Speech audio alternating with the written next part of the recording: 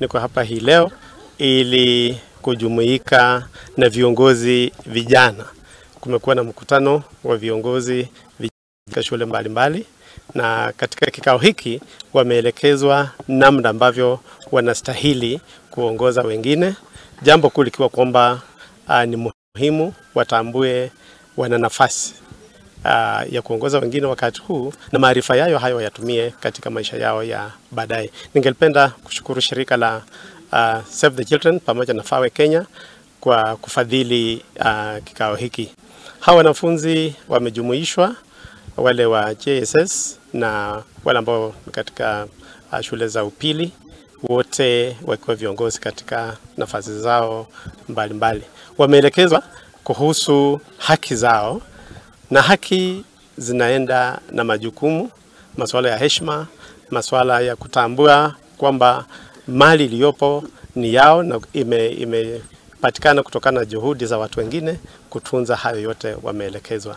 Kwa hivyo kikao hiki kimekuwa cha manufaa, na tunaomba kwamba tuendelee kuwa na vikao vya aina hii ili wanafunzi wetu wapate mwelekeo unaopaswa. Miundo misingi hatuwezi tukasema kwamba iko chini sana, kwa sababu ukipata masuala ya kompyuta za aina mbalimbali, walimu wapo wanaendeleza mambo haya. Kwa hivyo hatuwezi tukalalamika, lakini katika bajeti zetu kuna mgao ambao utashughulikia haya masuala ya miundo misingi, na tutaendelea kuimarisha kiwango hicho. And for the last 3 days we have hosted here children under the facilitation of Save the Children and FAWE Kenya. We have been having children drawn from across the county, from primary, junior secondary schools, and also what you call comprehensive schools and secondary schools. We have had a children leaders conference here. We have been honing the skills of these children regarding them identifying what concerns them in education and in the society at large. We have had a platform for them to be able to participate in giving their views on how they want issues that pertain them addressed, especially in education. So the children here have been able to bring out issues that they want them addressed by governments. They are appealing for the government to improve infrastructure in their schools so that the learning environment in the schools are conducive for them to learn.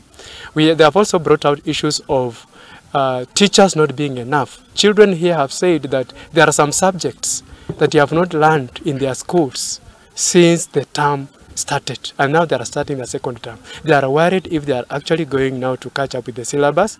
They have also raised issues about lack of learning and teaching materials, ICT equipment in our schools, laboratories, workshops. So these are some of the challenges that the pupils here have raised.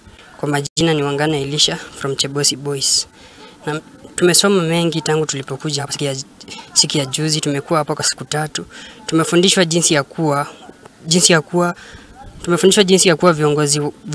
viongozi bora.